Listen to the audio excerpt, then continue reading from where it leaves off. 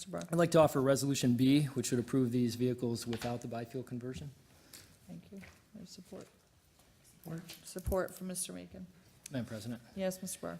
I'll just recap a little bit what this was about. We talked about this at length last time, but it's pretty common for us to get these, purchase these vehicles for the Department of Public Works and to have them come with a $6,500 per vehicle surcharge for biofuel conversion. This is to enable them to run on both propane and gasoline.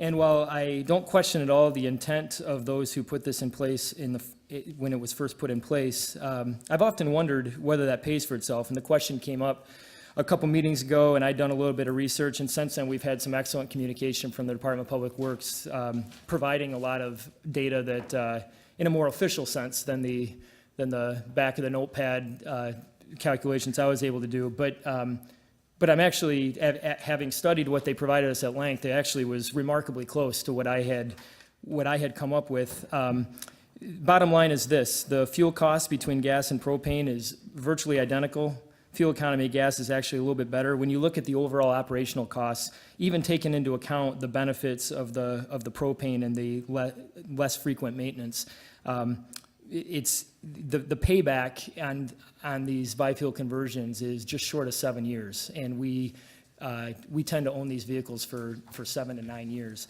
I'm sorry, I misspoke there. The payback's not there at all. If in an extreme situation where gas prices were to double from where they are today, in that situation, the payback would be just short of 7 years, which is how often we replace these vehicles. So in an extreme situation, we'd be looking at basically breaking even. Anything short of that, and we're saving a lot of money by not doing the biofuel conversions. I know that there's various reasons why people appreciate the biofuel.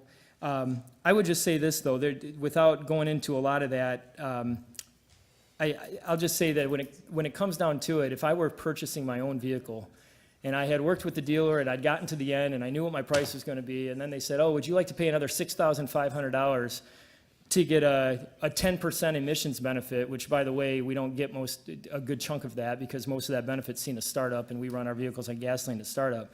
But would I do that with my own money? And I would not. And I would say that anybody that's considering this, if you also would not, then the right thing to do here is be a good steward of our taxpayers' money and not ask our taxpayers to do the same thing. So that's the reason why I would support this without the biofuel conversion. And I'll just add as well that this is not something that it's like we have to do it now or we never can do it. This is something that can be added to these vehicles at any time. And so if circumstances were ever to change and the numbers were to change and it would be in our benefit to do so, I would be one of the first to stand up here and say, let's go do it. But in the meantime, I'd rather save our city the money. And between last meeting and this meeting, we've had 12 of these. I told you it's $6,500 for each one. I'll be extremely conservative and say, let's say we're saving $5,000. Let's give $1,500 credit towards it just for maybe things I haven't thought of. I mean, that's $60,000 we're saving between last time and this time. So that's why I'll be in support of this. Thank you, Mr. Bahr.